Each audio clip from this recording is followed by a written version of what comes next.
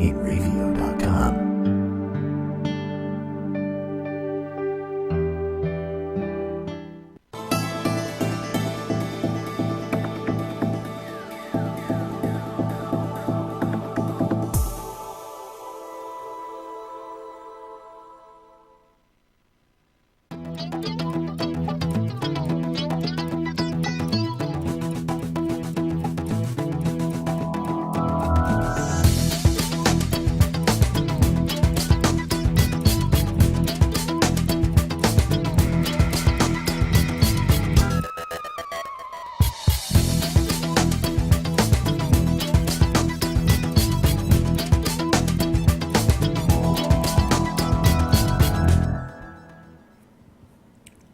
Hello, everybody. Welcome to the 5 on Racing Show. This is our first show of the new year, 2015.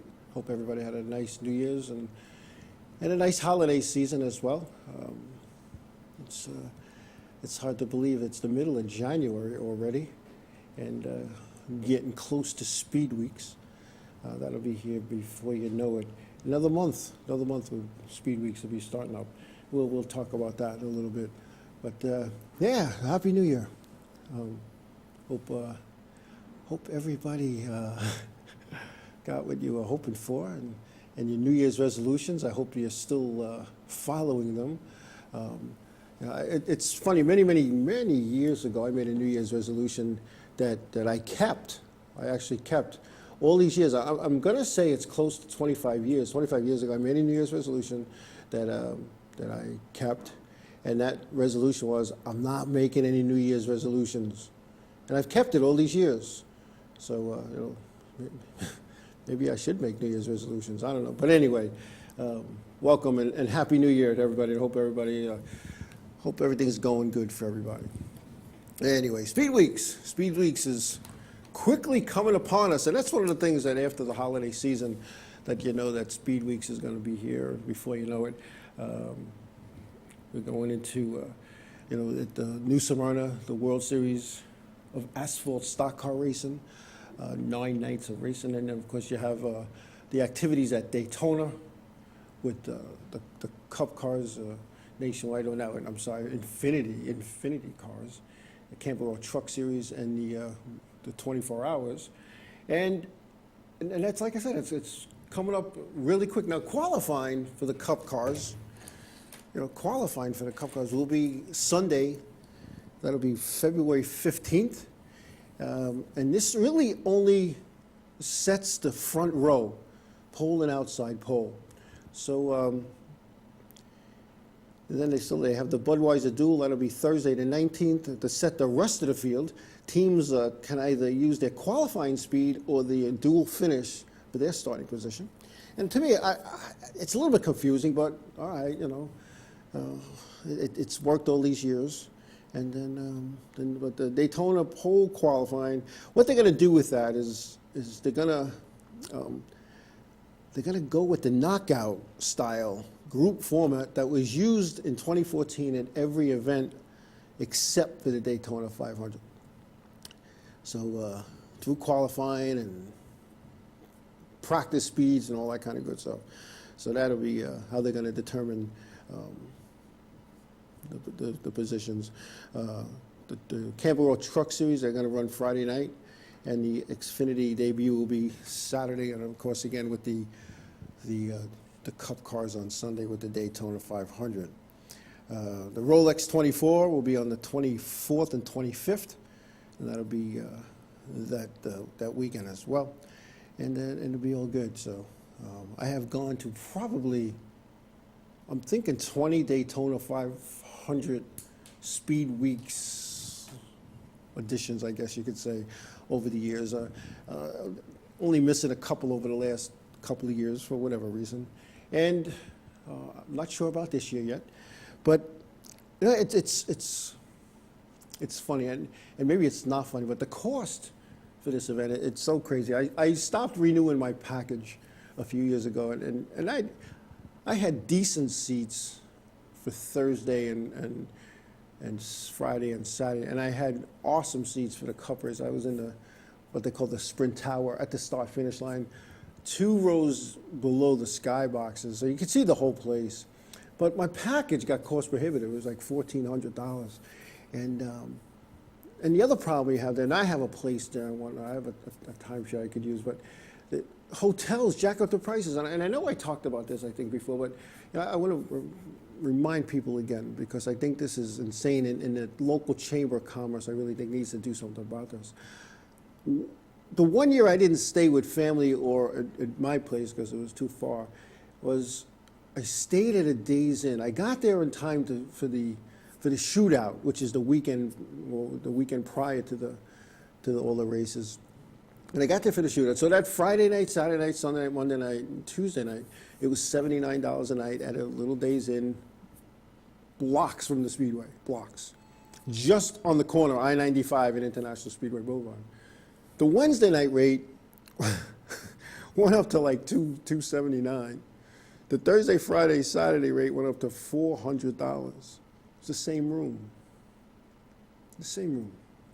But it's supply and demand, and they want to make sure that they get their money's worth. Because some of these places don't make any money all year round, even though it's in Florida around a time. So, but just the cost of doing this, it's just got prohibitive. And I know some people that don't go over to Daytona because of the cost.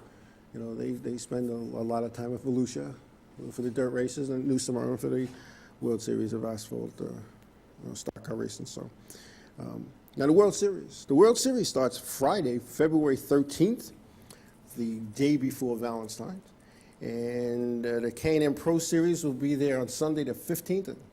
And Wednesday the 20th, some key dates. Wednesday the 18th is the John Blewett, the third Memorial 76 lapper. And Friday, February 20th is the Richie Evans 100 lapper. So, but there's racing, it's like a half a season in a week. And they run their weekly stuff and their late models and their street stocks and all that kind of good stuff. But the tour type mods, they'll have their nights. And the John Blewett Memorial and the Richie Evans Memorial races, those are prestigious events that any modified guy would love to have the trophy on their mantle at home or in their trophy case. So it'll be good.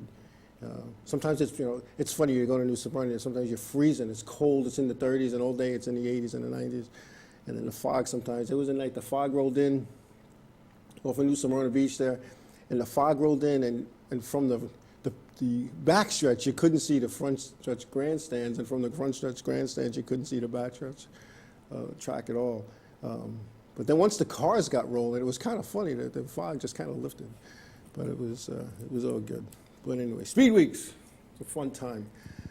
You know, pack your wallet, load up on cash because it's expensive. It's expensive, but fun. Well worth it. Like I said, I've been there just about every year since 1992, missing I believe only 2 years. So, and that was for personal reasons. Anyway, what else we got going on? The Xfinity. Mike Bliss will be back driving for TriStar Motorsports in the NASCAR Infinity Series in 2015. That'll be his 5th season. Dakota Armstrong re-signed Richard Petty Motorsports to drive the car number 43. And Ty Dillon will have a familiar sponsor back on his number 3 Richard Childress racing car in 2015. VF Imagewear has renewed its partnership with Richard Childress Racing. So that's good. Let's see. In the Camping World Truck Series, the Red Horse Racing has named Scott Zipadelli as the crew chief for truck number 11 to be driven by Ben Kennedy in the Camping World Truck Series. Ben Kennedy, the son of Lisa France Kennedy, who was the daughter of Bill France Jr. It's a good opportunity for Scott. I actually, when I was with the K&M Pro Series East, Ben Kennedy was one of the competitors that season. And a little story I'll share with you is that they weren't rolled over for tech, and my job that day in tech, pre-race tech, was to check the front valance and air dams and make sure they had the right heights and all that kind of good stuff. So the first time they came through, they were too low. So let's see, too low, so I made him go around. And, you know, when you go around, you got to go all the way around. And I'm trying to remember where we were. I think we were at Watkins Glen. And going all the way around, he got back online again, and it was still too low. They go, all of a sudden, the guy at the scales, the official at the scales, says to me, "Do you know who that is?" And I said, "Yeah, it's Ben Kennedy." He goes, "No, you know how that is." And I was like, "Yeah, I know who it is." So after like the fourth time over, they finally got it right. And they were like teasing me, the guys, and how, you know, we'll see what races you're working the rest of the season. Well, Lisa France Cannon came over to me and thanked me for making the guys go through that. And she was quite annoyed that they had to do it, not with us as officials, but with the crew, that the car was not right. And, you know, when you're in that position, when you're in the position that she is in, you go over tech, you got to be right. You got to be right. So that was an interesting time for me. I had some fun with the K&N guys. But anyway, we're going to take a break, and when we come back, we'll talk about some of the stuff that's going on with the modified tour when we come back.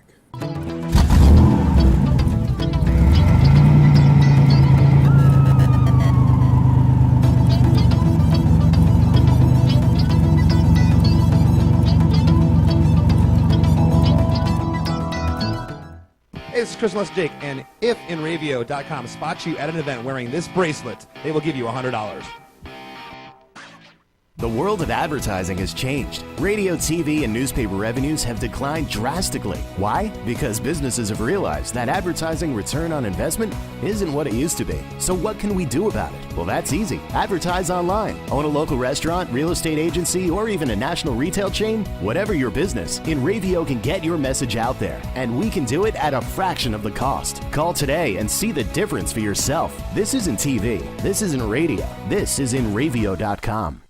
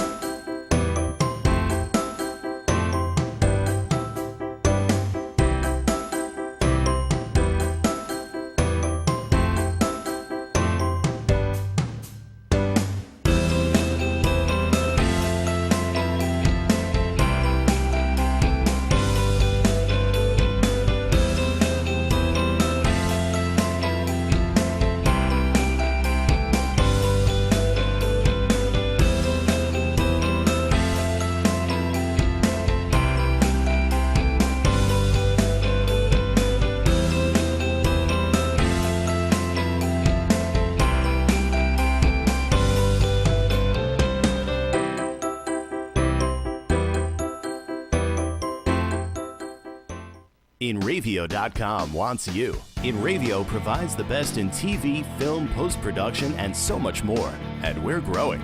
Right now, we're looking for a team of pros that can join us. So what are you waiting for? We need show hosts, production crew, marketing gurus, sales experts, audio engineers, lighting, visual effects, and camera crews. We want you. Go to InRavio.com/join the team.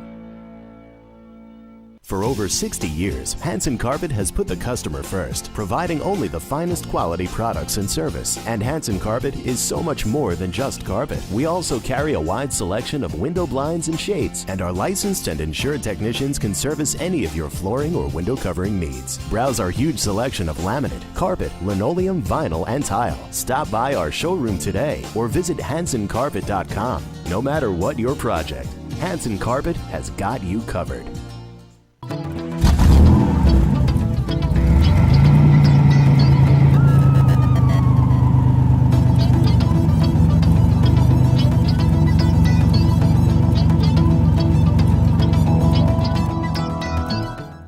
Hey, we're back. Hey, what do we got? Jeffrey Goodell will make his NASCAR Wheel and Modified Tour debut at the World Series Thompson in the opening race for 2015. So that'll be good. I kind of always thought that a new guy didn't start at Thompson, but maybe he ran new somewhere. I don't know. I don't know. I'm not questioning it. I'm not going to question it, but I wish him well. You guys, let's see. But it's good. There's a bunch of new guys coming on supposedly into the modified ranks, and Lord knows they need the cars because the car count in 2014 was not that good. There were events that they used to get 40 to 50 cars at that they had trouble filling the fields. In fact, I don't think there weren't too many races in the modified series that had full fields, and I don't know what's to blame for that. Some people say the economy, and it could be. But you know what? I've been around this racing thing for a lot of years, and when it comes to racing, guys will do whatever it takes to go racing. Yeah, I did 22 figure. I'd love to make my debut there. Not sure what I'm doing in 2015. Not sure. Changes by the minute, changes by the day.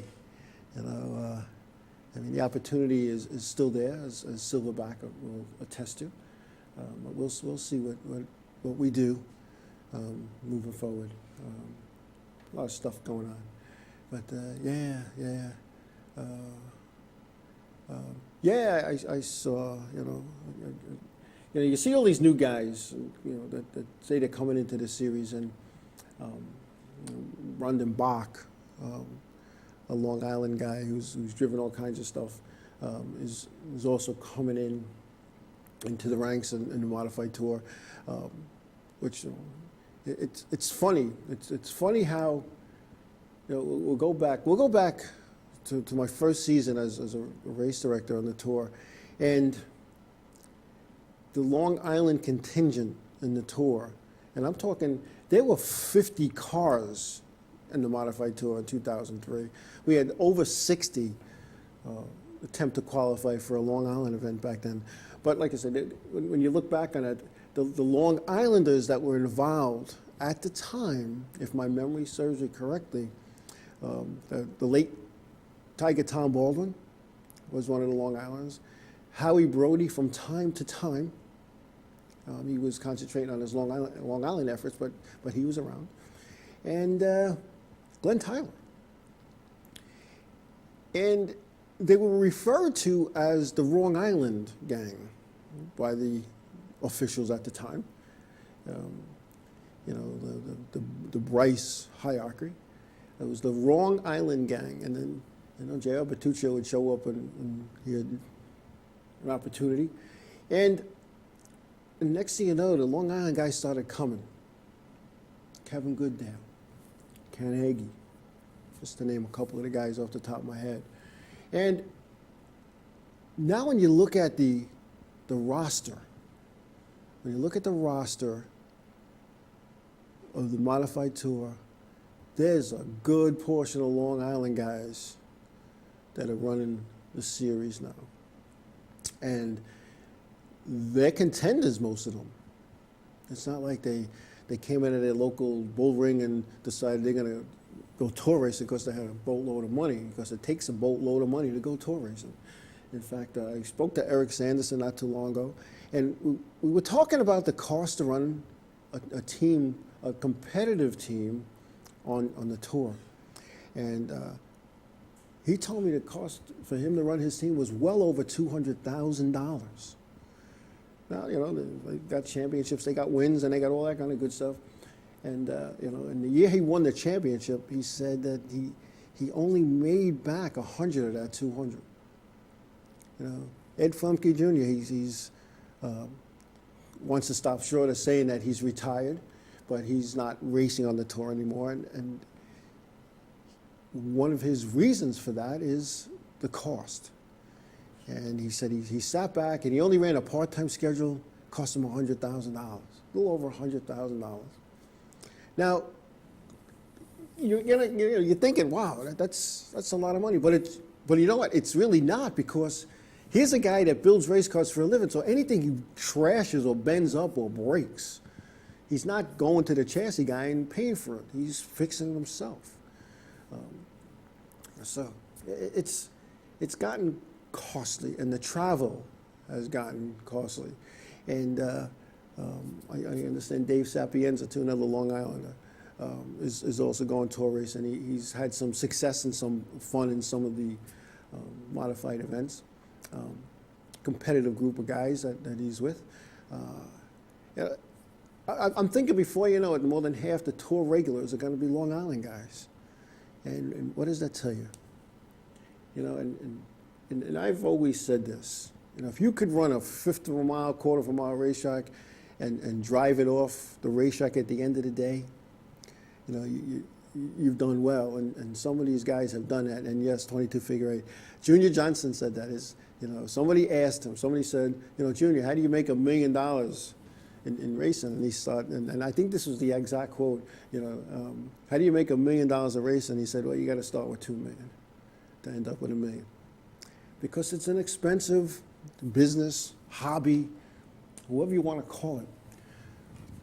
But then again, anybody who takes anything they do serious, whether you're a fisherman, a hunter, whether you bowl. I have a friend, a Silverback, that attests to this. He's used to be a master champion bowler, you know, with the multiple bowling balls and bags and shoes and this and that equipment and go into these tournaments. It's not cheap. And I have friends that hunt. They go hunting. They bought a cabin up in the woods upstate New York, and to use a couple of times a year. They don't rent it, they own it, they bought it, just like a race car. Boats. You know, a buddy of mine, every time he takes his boat out, he says it costs him $1,500 to $2,000 just in fuel to cruise around the bay a little bit. Maybe go into the inlet, and when I say the bay, the Great South Bay here on Long Island. So no matter what you do as a hobby, it's costly. Now, racing is one of those hobbies that you could treat as a business. And if you know, what did my old account? My old account, the guy's like 90 years old now. When I first started telling him about this racing stuff, and I'm getting 1099s from my racetrack, and he says to me, you know, all right, we're gonna call this a business now. And I says, hey, what does that do for me? I don't know. I'm a marketing guy. What do I know? And he said, you know, so we're going to approach it as a business. So we're going to, of course, claim every penny you make. We're going to also write off every dollar you spend that has to do with racing. And that included going to events, licenses, pit fees, parts, equipment, uniforms, dry cleaning. If you approach it like it's a business, then it's a business. And I learned early on in racing that, you know, how do you put this without getting in trouble? Somebody had said to me, you could have the IRS fund your racing career if you do it right and do it legal. And there's ways to do that. You know, go set up a business, file taxes, you know, when you set it up as a corporation, a proprietorship, however you do it, and you keep good, accurate records, mileage, going to and from racetracks, you know, things of that nature. You know, think about it. You know, think about a competitor who's running his local racetrack and makes, I don't know, let's say $5,000. He makes $5,000 in cash. That's what the racetrack sends us $10.99. He made $5,000. Now, if you're in a 30% tax bracket, you got to pay tax on that $5,000. Think about that. So, what does that come to? It's $1,710 about, approximately. So, some of us are with our, you know, withholding a right to the edge because we need every dollar we can get living here on Long Island. So now you think you're going to get a small return. Wait a minute, I just raced. I got to pay $1,710 back because I made money. You see, but if you would have played that all right and wrote off your parts and equipment, your pit fees, your license fees, fuel for the race car, fuel for the miles to and from, you know, you buy a pizza for the guys while they're working on your car. It's all right offable. And I think one of these days, I've always said this, we're going to have a business accountant come and talk about the advantages of setting your race team up as a business. With tax season right in the beginning, it'll be hard to find any accountant who's willing to come spend a couple hours down here and do this. But anyway. That's what I'll tell you. I always recommend that. And if anybody needs to know how to do it, they can come see me. My JTL Enterprises business, my racing business, has been around since 1989, and we've done good. We've done very well, actually, over the years. And it's just not about racing, it's about sponsorships and finding sponsors and getting sponsorships and finding teams with businesses that approach me and say, hey, how do I get involved with racing? Do I sponsor a race at my local racetrack? No, don't do that. Give it to somebody that could use it and that's going to represent your company to the best of its ability. Here we go. Silverback's going to tell us about his bowling. A ball costs about $200, and per ball, $100 per tournament. So, I'm in a winter league, and I'll tell you what, I'm in what they call the fun league, and the name of my team is just for fun because that's why we do it. It's just for fun, and what and it's all about having fun. But guys in Silverback's level who travels all over.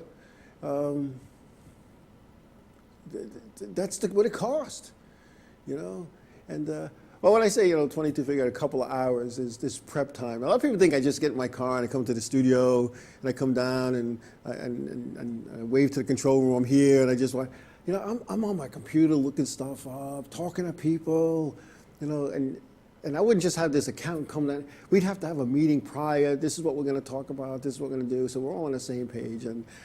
So that's how that works. And Jay Slice, sometimes we didn't have pizza. Sometimes we had macaroni and meatballs, if you recall. And a couple of times I threw hot dogs on the grill because I didn't get a chance to go to the store.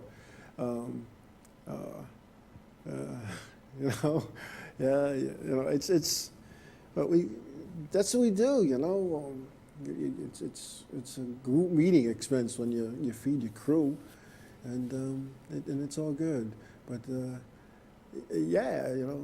Silverback, you know what it's all about. Unfortunately, you got two addictions. You got the bowling thing and you got the racing thing. So I guess the bowling thing's on the winter for you, and then the racing thing we do in the summertime, of course. But looking forward to 2015's racing season. As to what capacity, I'm not sure. I don't know what I'm doing tomorrow, let alone what I'm going to be doing in the summer racing. But it's all good. But it's like I said, whatever hobby you do, it's expensive. Golf is expensive. You get a decent set of golf clubs. You get a set of pings for like $1,500. Do you need a set of pings? Not really, or TaylorMades or Callaways. Mine are Top Flight. And why golf clubs Top Flight? Because Top Flight is the official golf club of NASCAR. And they're all about this brand loyalty stuff. And I got enough trouble for drinking a Diet Pepsi in the tower at New Hampshire instead of a Coke. So, and I switched my Verizon phone, or my AT&T phone to Nextel because it was the Nextel card. We don't know if we're going to be renewing that, but it's all about brand loyalty and enjoying what you do, And it's unfortunate, Silverback. I'm thinking you're talking about the bowling thing because you could spot. You have the button in his hand. And you have the cane in his hand, and inside, and then maybe you can lean against the fence if you have to, but that you can do. But I don't know about the bone thing. But anyway, it's all good. Anyway, we're gonna take another break. When we come back, I'm getting like these looks from the control room. Oh, come on, go. They used to hold up a sign, break, or they used to make this signal, break. But we're gonna take a break now, and we'll be back.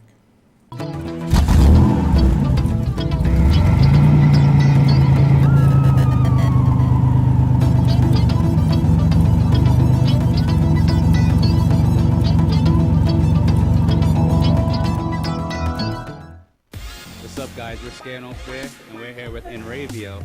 If they catch you at a show with one of these bracelets, you will win $100. That's a lot of money. So get a bracelet. Do whatever it takes to get that. Hit them up online.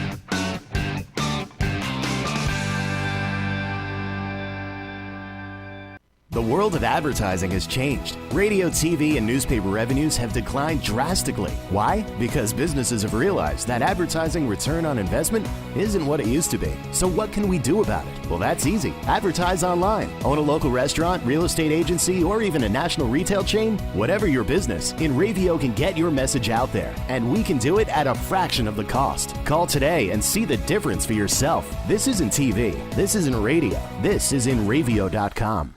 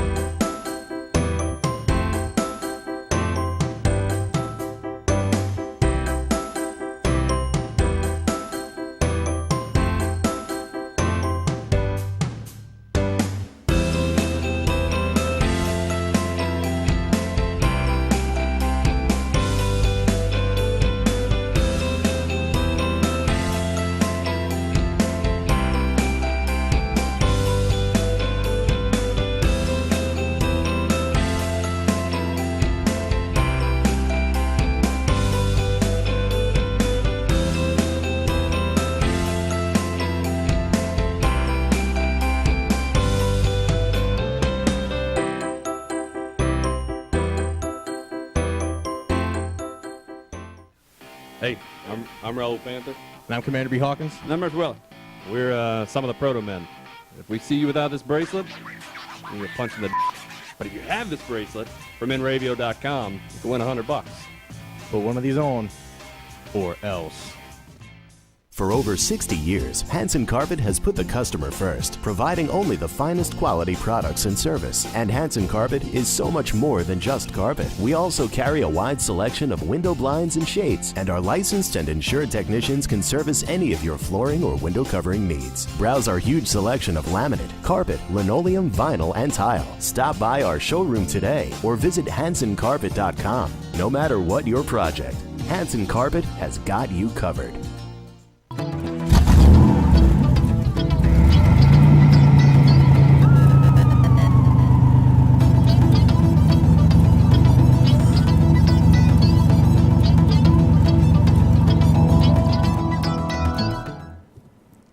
Hey, I'm back.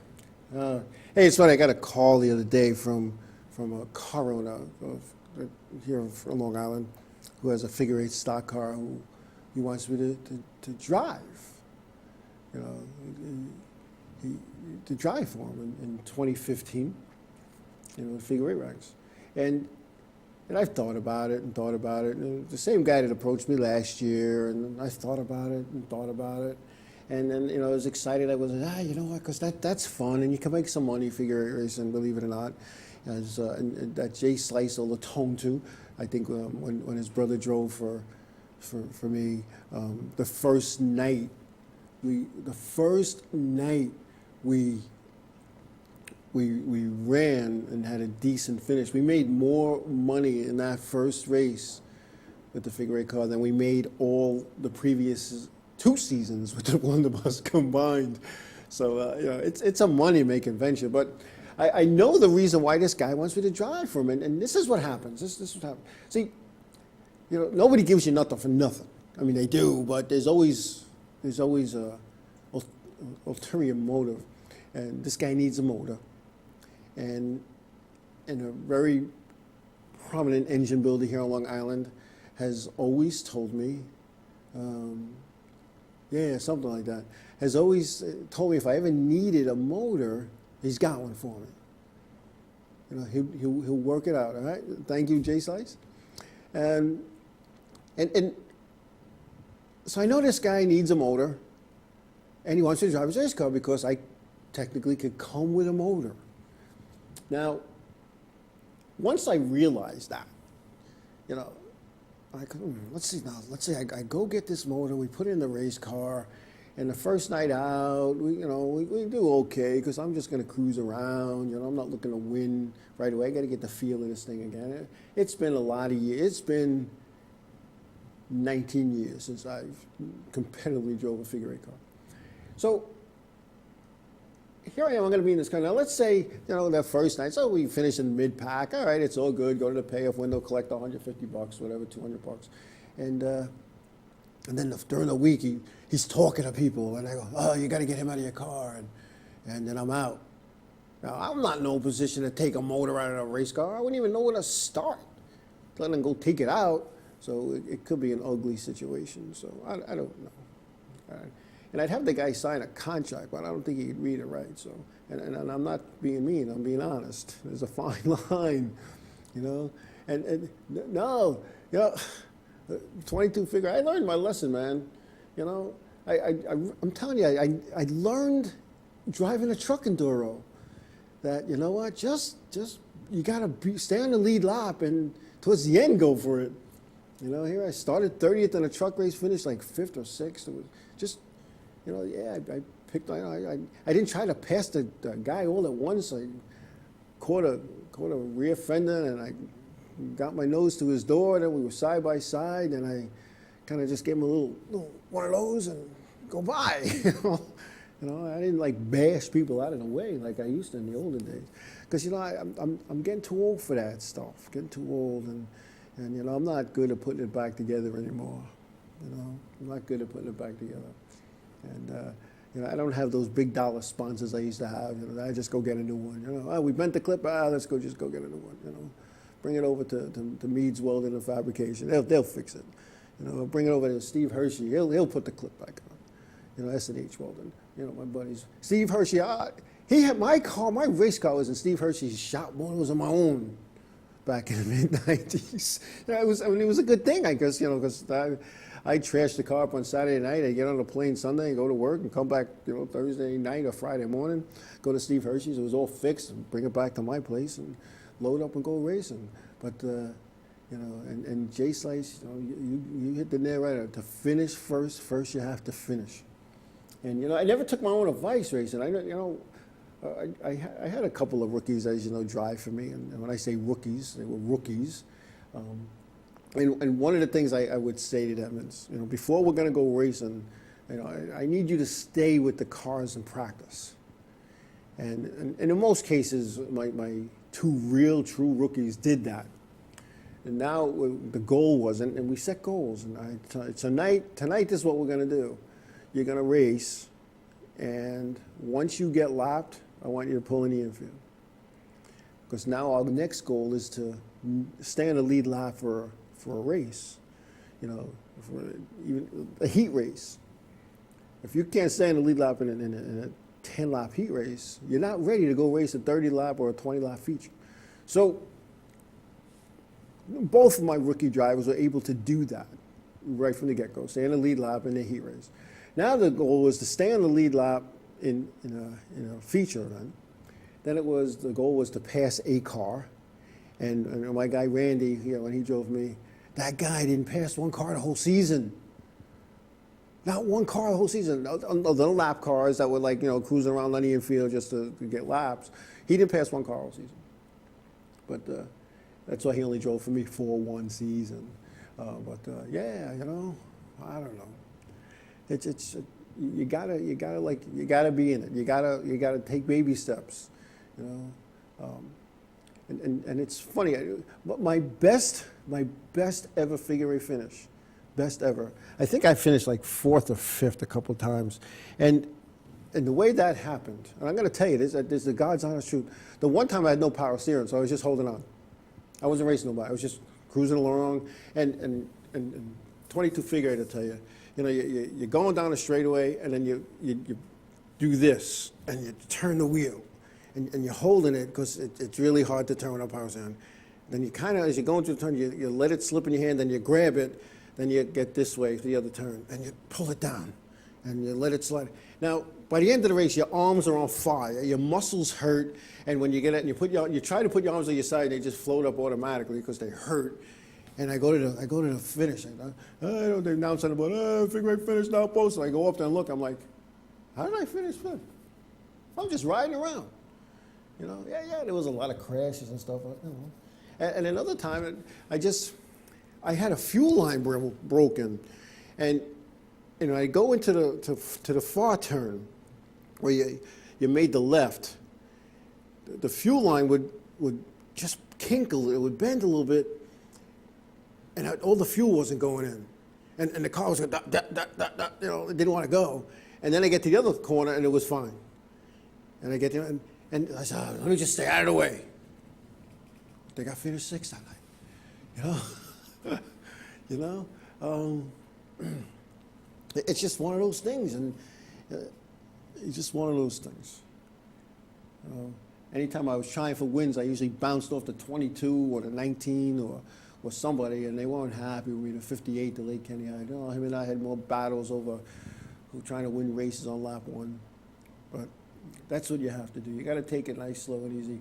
And there's a lot of people, and there's a lot of people sitting here in this chat room right now who that I could see that never raced. And I shouldn't say a lot. I think maybe two. At least over track racing anyway. I don't know who this other person is. Everybody else I know, but I don't know who this Smooch Cum Bumble. I think I know who it is, but because they never talk, they're just here to watch. They never chat, but that's all right. I never chat either. But you look back at these things, and I always had a good time. Even when I didn't, even when it looked like I didn't, we always had a good time. And I had some good memories racing, some good memories. Through racing, met a lot of good people, met a lot of freaking idiots too, but that's, where's the bell? Some people that, whatever, I'm not going to go there. We're done in 10 minutes. I don't want to get into that rant this late. How there's people in racing that, how can I put this? There's people that are involved with race, especially in the local series.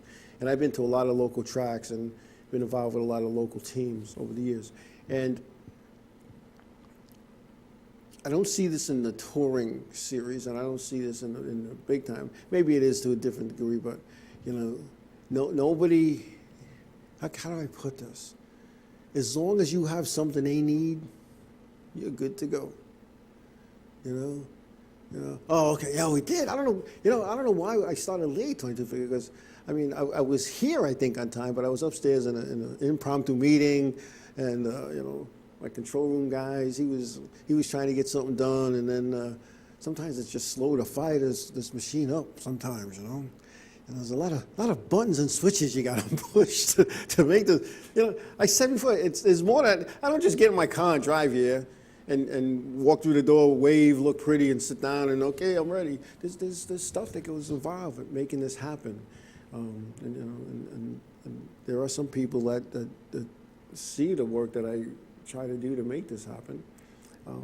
The off season's tough. There's not a lot to do this. There's not a lot in the off season to talk about and go for and have fun with. I have fun doing this most times. I've been doing this for a long time. Missing last week's show means my anniversary show won't be the Monday after Daytona. It'll be the Monday after Daytona. And we have a good time planned for that. Figure Eight reunion show, I haven't forgotten about that. I was just trying to get coordinate. There's 3 or 4 guys that I want to have come down, and I can't get 3 or 4 guys down at the same time. So 22 figure, we haven't forgotten you. I think if you're not 15 minutes early, you're 15 minutes late. And today I was late. I was late. But like I said earlier, I'm surprised I'm here at all today. He's in the control room shaking his head like, oh man. But anyway, it's all good. We're going to take a break before one more break. We're going to take one more break and then we'll be back.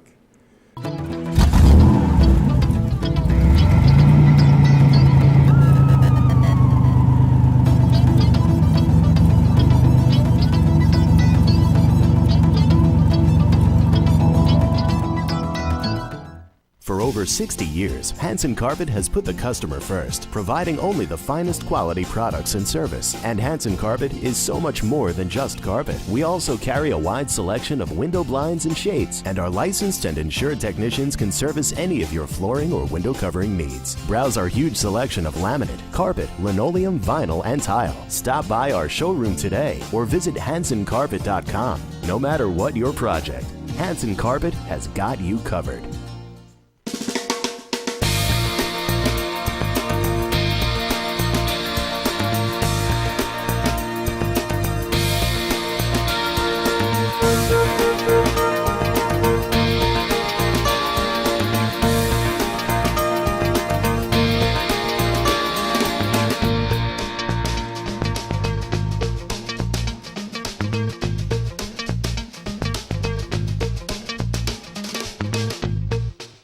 Hey, this is Chris Less Jake, and if InRavio.com spots you at an event wearing this bracelet, they will give you $100.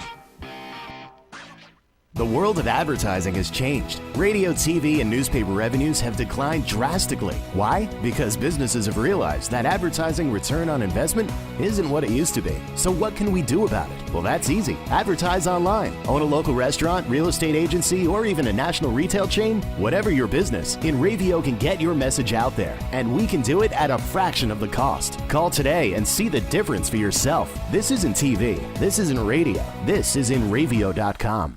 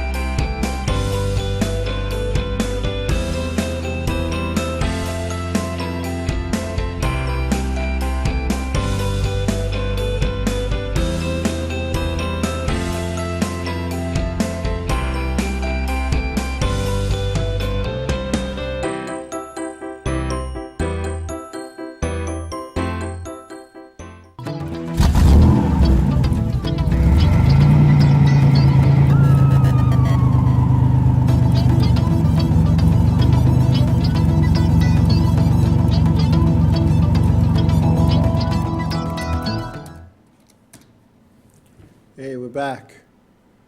We're back. We're going to go the full hour. We're going to go the full hour. We got the okay. Look at that. It's always easier anyway when I slice it and dice it. Full hour show when we do the postings. But anyway, yeah, it's all good. It's all good. Hey, I was looking at the New Smyrna Speedway's schedule. Their banquet, their awards banquet, isn't until like the 24th of January. Man, what's with having these banquets and awards dinners and breakfasts and luncheons and barbecues like way after the season ends? I mean, come on, what the heck? Let's make that happen. You know, recognize your teams. You know, New Smyrna, I believe, starts their regular season in March. So, you know, 6 weeks before the season starts, you're gonna have a banquet. So these teams are gonna go through the expenses of getting a new clean shirt and maybe go to Kmart and get a tie, and their wives are gonna go, you know, to Dresses for Less and get a dress and spend all this money, you know, right before the season starts. You know, yeah. You know, it's kind of funny, 22 in February, because the whatchamacallit, that was always one of my gripes with Safer. You want to have the banquet in April, you know, because, you know, well, you can't have it in October, it's too soon. In November, there's too much going on. You got this race, that race, the other race, and you got Thanksgiving, and you're not doing it in December because it's the holidays. January, February, you know, you got weather issues. You know, God forbid we have a snowstorm and nobody shows up, and wow. And before you know it, it's April. I'm not doing it. It's 2015. I'm not doing it. I'm not. You know. And I didn't even think about that. They do run. They don't have a season end per se. I guess they have when their points end. But I know that was more so before they were NASCAR. So I don't know. Like I guess Spencer or Chemung, they had two different champions. And they had the NASCAR champion and the track champion because the way they ran and the way the points worked. So I guess that's kind of what they do. And but nice facility. If you've never been to New Smyrna. And you're down in the area, even if not during speedweeks, go check them out. Because I'll tell you what, that's one of the places where I got treated like gold. I got treated like I was the son of the owner. I'm telling you when I say that. I mean, now that it's a NASCAR thing, I don't know. I might be like the foster child or the stepchild, but I always had a good time going. I've worked there. I've watched. I never raced there. I was supposed to a couple of times, and it just didn't happen. And just think that if it would have happened, there would have been no question about my eligibility and my, what do they say, my credentials for doing that. But my certification, that's the word I'm looking for. So, but. Yeah, I know when I lived down in Tampa, it seemed to be racing like every week. I was in Tampa for like 10 months, almost a year, and everywhere you looked, there was racing somewhere. I lived in Tampa, and I worked in Bradenton, so that there was a couple of tracks over at that end. Yeah, I mean, oh, definitely, 22 figure eight, definitely. It's good racing. It's good hard racing. I mean, when you wreck there, just and I hope nobody wrecks, but it's inevitable. When you wreck there, you're going at such speeds that there's nothing left. There is nothing left. To share a little story, I was supposed to race there. I'm gonna say 2002, 1, 3, something like that, a long time ago. And I couldn't get out of my work schedule at UPS at the time. Wouldn't allow me where I could go. My plan was to fly down Friday night so I could be there, for time for a Saturday night and that week. But UPS had this thing when you put in for your week's vacation. The week went Sunday to Saturday. So to break your chop, sometimes what they would do is schedule a meeting on a Saturday, and that was mandatory. So I couldn't fly down till like late Sunday, and so I missed a couple of nights. And I get there, and the car I was supposed to drive, there's nothing left. They went down with 2 cars, and the car I was supposed to drive was out in the parking lot on a flatbed. There was like nothing left. Nothing left. It was a shambles. But anyway, and I'll tell you what, even if you go just once, it's a good night. And if you're gonna pick a night, and you can't be there for the whole week, the John Blue at the third 76 lap Memorial race, that's usually a good shot. And then the Richie Evans Memorial, that's a 100 lapper. So you might want to, if you're down there, if you're down there during speed weeks, then you make it happen, and go there. The cost to go is just like any other weekly racetrack. So, but it's a good time. It's a good show. There's a lot of racing, and it's good. I don't normally promote racetracks on my show. In fact, I usually do just the opposite. At least so I've been told. But it's good. It's a good place, a good event, and there's a lot of cars there, and they put on a nice show. Not like it used to be, though. Not used to be. Now the SKs aren't a lot of SKs or SK type cars, so the torque type modifieds and the SKs kind of race together, and it's a race within the race. So you could be in an SK and finish 14th, but if you're the top finishing SK type race car, you're the winner. You won the SK portion. So it's one of those things. One of my favorite Florida racetracks is New Smyrna. I love Volusia, kind of with the dirt track. I happened to be there on ASI business, doing shirts and fire suits and stuff, and we had a couple of trailers there. And I had never really gone there all the years I was going. And and I think I had to deliver stuff to Earl Pearson. I had stuff for Earl Pearson, one of the dirt late model guys. And I remember going over to him and talking, and he had to go out for practice. Okay, so he went to practice. He did like 5 laps and pulled in. I was like, oh man, let me stay away from this guy. He's having a bad day already. And he gets out of the car and comes over and gets his stuff from me. And I says, everything all right? He goes, yeah, why? I said, did 5 laps. He goes, look, I've been racing for years. If I can't tell if my car's good in 5 laps, I don't belong out here. And then I watched these guys, 3 wide, lap 1, turn 1, go into the corner, and not touch for 100 laps. Not touch. And you know what? I had a different respect for dirt track guys. Different respect. Because it's good, hard, clean racing. There's nothing wrong with that. Nothing wrong with that. Dirt track racing. And it's, I had seen dirt track racing up in Orange County back in the 70s. I went up to Middletown for the Eastern States 200 a few times. And it was, after a while, the dirt was so packed, and you heard wheels chirping. It was packed down, and it was. I saw Brett Hurd. I watched him ride. I was like, wow, that guy could drive a race car.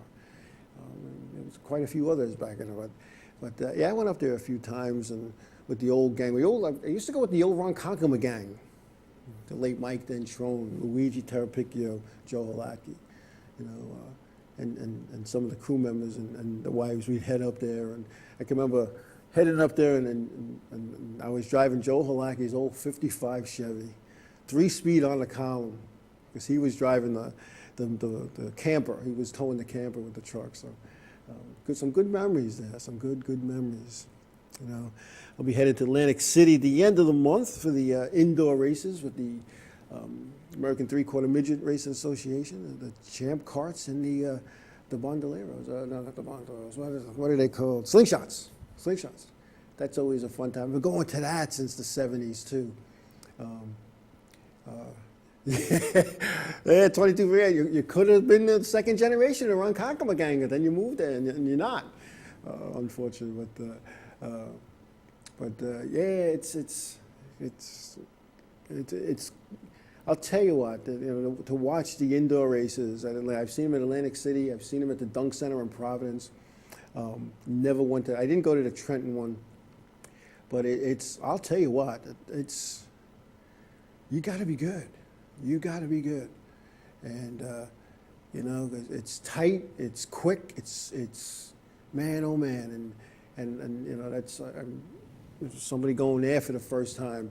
You're either gonna love it or you're gonna hate it, and so I'm looking forward to it. It'll be a little getaway for me. I haven't had a little getaway in a long time, and at least on like a fun getaway. I've had some not so fun getaways, but it's all good, and but it's but indoor racing. If you the last weekend in January here, I think it's the 31st, 30th, something like that. That last weekend, they'll be in Atlantic City. You want to take a ride down? It's awesome. It's a good weekend. Me and my buddy Bill Stock. He's been going forever. He never missed a year, ever. And he's the one that got me into this stuff back in 1977. He dragged me to. Want to go watch indoor racing? I said, indoor racing. How much fun could that be? And it was awesome. It was awesome, and I was hooked from the get-go. But it's well, how can I put it? It's something I always wanted to do. In fact, I was going to bring my Champ car down there one time, and for Jessica to drive, and I'm so glad I didn't, because these guys were professional Champ car guys. I mean, they were muscling Justin Bonsignor, and I think he's one of the best Champ car drivers I ever saw. And I was like, whoa, but I got to admit, though, I sponsored a guy down there one time. It was Michael Parrish Jr., and it was funny. He started on the pole this one year for the feature event. He made the race and was on the pole. And the following season, they used that picture for the ad in Area Auto Racing News. And there was Michael Parrish Jr. with my logo sitting on the nose piece of his Champ car. And so that was pretty cool. I got that picture in my little scrapbook, my one of many. But the mailbox filled up with bills for the girls. Yeah, it's funny how that happens. It's funny how that happens. But yeah, you know, you sit there and go, I got all these bills, and I want to go racing. I got all these bills, I want to go racing. You know what? Sometimes you got to step back and say, you got to take care of things. Got to priorities. And you know, as long as everybody's in agreement, that's what you're going to do, and that's what you do. It's when, you know, you got to be on the same page with your partner, whether it's your wife, your husband, your boyfriend, your girlfriend, your fiance, your roommate, whatever you want to call this person.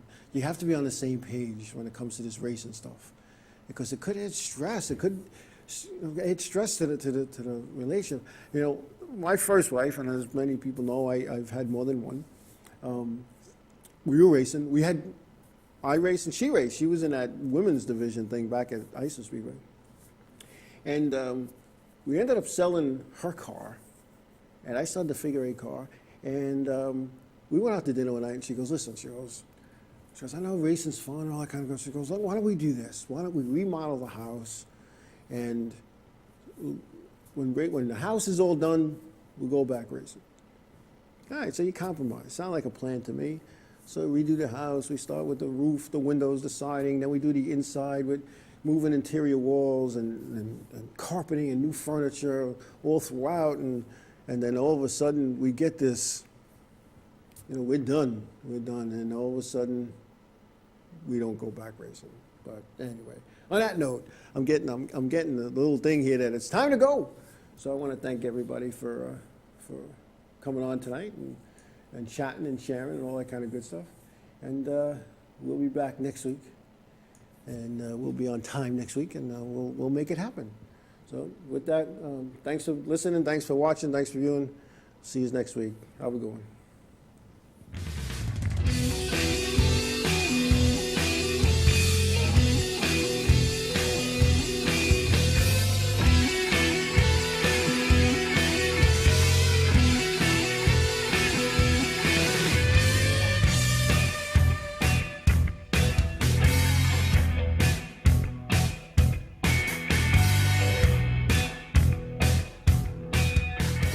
Radio.com.